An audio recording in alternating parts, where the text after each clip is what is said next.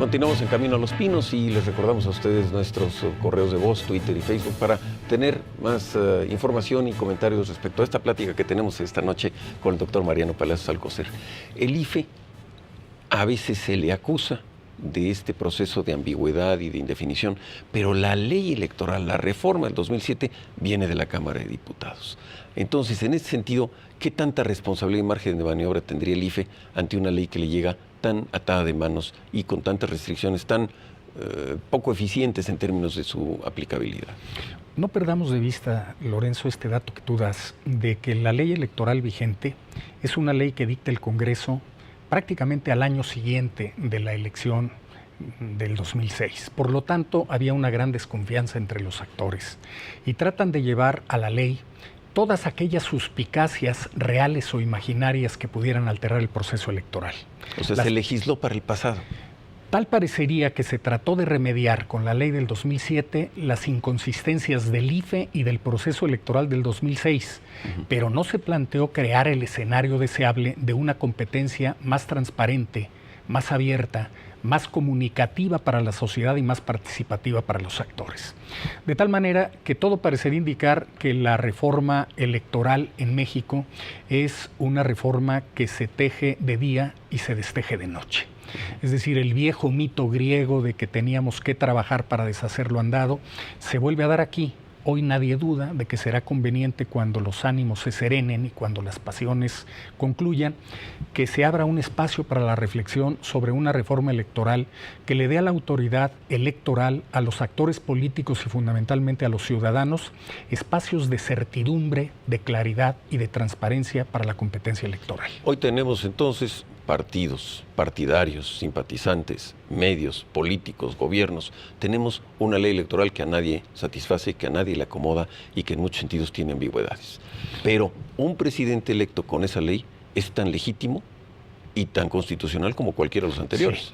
Sí. Incluso en materia de oposición de las leyes electorales a la conformidad de la Constitución, la única vía para declarar la inconstitucionalidad de las leyes electorales es la acción de inconstitucionalidad, y esta tiene un periodo de interposición de 30 días después de haber sido promulgada la norma de que se trate. De tal suerte que si una norma electoral, a pesar de que fuera evidentemente inconstitucional, si no se impugna dentro de los 30 días siguientes, esas serán las reglas de la competencia y bajo esa norma tendrá que hacerse la contienda. Así que lo que nos queda es hacer votos porque los candidatos de los partidos y sobre todo los que vayan al Poder Legislativo, tanto al Senado como a la Cámara de Diputados, empiecen a pensar cuál va a ser la reforma electoral del 2013, no para resolver los problemas de hoy, sino para anticiparse a los que podamos vivir en el 2018, ¿no? A las realidades del futuro. Yo creo que ese es el reto fundamental. Ahora, el peor momento es el que vivimos, este interregnum entre que concluyeron las precampañas y no inicia la campaña. Pero yo parto de la base de que a partir del 30 de marzo se inician las campañas electorales y para la regulación de campañas sí hay reglas claras. Entonces creo que el peor momento es el que estamos viviendo, porque no se sabe hasta dónde la libertad de expresión de los ciudadanos puede estar sujeta a observaciones de la autoridad electoral o hasta dónde los medios pueden ejercer su derecho de informar y esto pudiera tener sesgos de valoración partidaria. Entonces, una vez que se inicien las campañas, de nuevo creo que hay claridad en las reglas y esto debe alentarnos. Bueno, pues ahora de aquí entonces vamos a estar tensando la cuerda política con estas imputaciones, con estos reclamos, con estas sospechas y con estas interpretaciones de que porque algún candidato se vio en el espejo ya está violando la norma electoral, ¿no? Entonces, la competencia va a ser muy breve y vamos a tener campañas de menos de prácticamente de 3 meses, y en este ínter me parece que las propuestas deben volver a ocupar un lugar importante. Es decir, la política como juego de ideas, como competencia de proyectos, como planteamiento de construcción de futuros, más que como ajuste de cuentas del poder del pasado. Por eso creo que los 90 días que tendremos de abril a junio son un espacio excepcional para que la comunicación entre los partidos, los candidatos, los ciudadanos y los medios hagan de la contienda un proceso competitivo, claro, que dé legalidad en el proceso y legitimidad en el resultado. Aquí en Camino a los Pinos hemos comentado muchas veces la importancia de que todo el mundo respete al votante. lo respete en sus derechos, lo respete en su integridad física, en su oportunidad para votar, pero también que lo respete en su capacidad intelectual. Yo considero que estos esquemas que hay la tentación y la proclividad de todos de entrar a la guerra de la descalificación o a la guerra sucia de la denostación, no construye democracia, ¿no? Al contrario, destruye la cohesión social, destruye la confianza. En ese sentido, este periodo de campañas que va a empezar, deberíamos de ver y privilegiar los ciudadanos como votantes a quienes propongan lo mejor, no a quienes acusen lo peor de los otros, ¿no? Sí, yo creo que en política nos está faltando en México la contrastación de las propuestas. Me parece que en nuestro país estamos sedientos de un posicionamiento claro sobre el mejor funcionamiento institucional de los poderes públicos.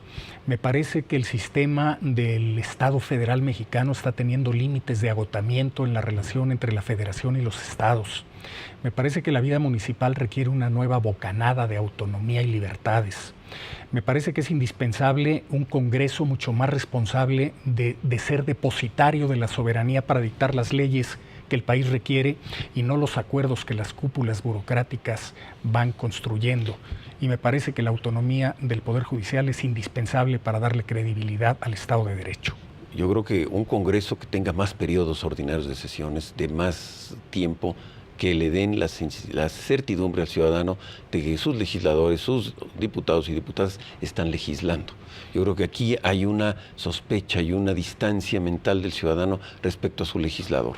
Yo creo que es necesario que en estas reformas que todos queremos que el Estado mexicano avance y se reconforme, se tiene que pensar que los procesos legislativos no deben estar sujetos a estas aperturas y cierres de sesión que luego dejan cosas en limbo, que los mandan a comisiones y que no desahogan en un tiempo perentorio una iniciativa. Creo que hay una responsabilidad muy importante que queda en esto de la voluntad política, ¿no? En lugar de la obligación jurídica. Sí. Yo creo que la etapa más importante de la vida del Congreso mexicano fue el siglo XIX. ¿Por qué? Porque traíamos la carga del virreinato y de la monarquía y necesitábamos que el poder no se depositara en un individuo sino en una asamblea. Por eso tuvimos congresos fuertes en el siglo XIX y el más fuerte fue el que tuvo una sola cámara, el de la Constitución del 57. Con exponentes impresionantes. ¿Sí? A grado tal de que el presidente Juárez tiene que plantear a través de su secretario de Gobernación, Lerdo de Tejada, la creación de una segunda cámara, la posibilidad del veto presidencial a las iniciativas y un cambio en el formato del informe presidencial, convoca a un plebiscito y es denegado en el plebiscito el que se cree la segunda cámara. Habría de ser hasta 73, 74 con el propio Lerdo cuando se pueda crear una segunda cámara. Por lo tanto, necesitamos un Congreso fuerte por estar integrado por legisladores que tengan formación política, que tengan representatividad social y que tengan compromiso con el futuro del país. Qué gran ejemplo acabas de mencionar en el término de Juárez, que teniendo un país recuperado de la invasión, herido en su soberanía, tiene la articulación jurídica para resolver conforme a derecho y no conforme a intereses la evolución y la constitución, en este caso, de este proceso de conformación y consolidación del legislativo. Permíteme, Mariano, vamos al corte, regresamos con ustedes en Camino a los Pinos.